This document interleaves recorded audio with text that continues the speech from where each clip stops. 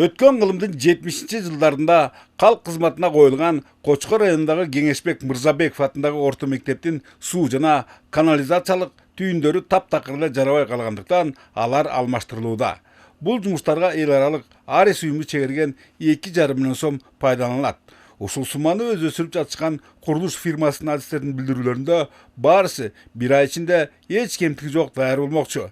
Мындай маалымат жалпыбыздын жарпыбызды жазып кубандырганы менен аталган билим уясын жылуулук менен камсыздоо тээ баштан эле аксаптыр. Мектебибиздин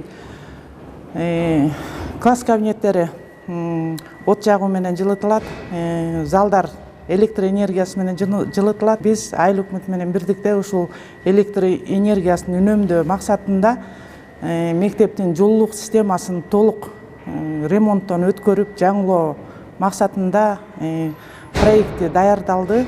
Азырынча абалдан чыгуунун амалы окшобойбу? 1070 орунду билим уясынын жертөлөсү отканага айландырылган. Эч кандай коопсуздук чаралары да көрүлгөн эмес. Эки меши тар бөлмөгө жайгаштырылган, алардан чачыраган чоктордон өрт чыгуу коркунучу өтө эле чоң. Балдардын өмүрлөрүн сокур тынчылыкта көрбөгөндүкпү? Жогорудагы одоно эреже бузуучулукка карабай, жылына 54 тоннадан көмүр жагылат. Жашоомдогу ушу биринчи көрүшүм бул подвалда коомдук ыйларда подвалга качаган салынышачы. Айда жоктон жылуулук кылыш керек, балдарга жылуу кармаш керек. Бирок кырсыкты айтып болбойт. Отту дагы өтө күчтүү жактырбайбыз да. Ченем менен өзү норма бар.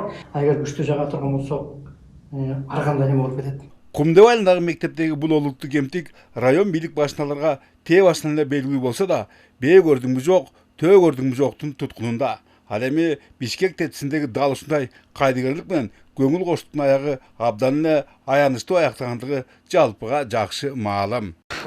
Мына ушул мектептеги жылуулук маселесин чечүү үчүн ушул билим берүү уясынын жертөлөсү мына моундай от жагышка айландырылган. Бул канчалык деңгээлде техникалык талаптарга жооп берет, бул туурасында атайын адистер өздөрүнүн тиешелүү жообун берет деген ойдобуз.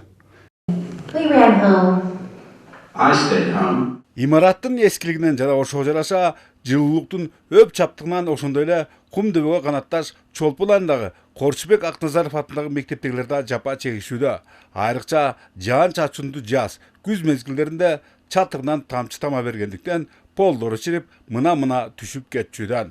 Эч кандай ремонт болгон эмес, жамгыр жаап барганда погодада суу тамгандыгына байланыштуу бул полдору жараксыз акыбалда. Ар кандай жамаатчылар менен жамалып ойноп келебиз. Таама алып калуу коркунучу аябай көп. Бул пол чирик жараксыз болгондуктан. Өтүгүнүн конучу тар болсо, дүйнөнүн кеңдигинен не пайда демекчи?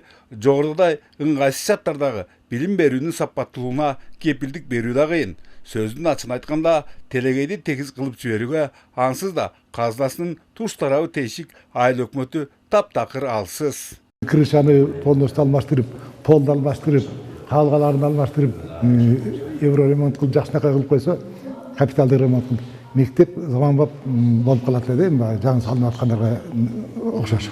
Негизи 143 мектеп бар делинген. Нарын облусунда алардын 3/2 капиталдык оңдоп түзөлөрдөн өтүүгө муктаж.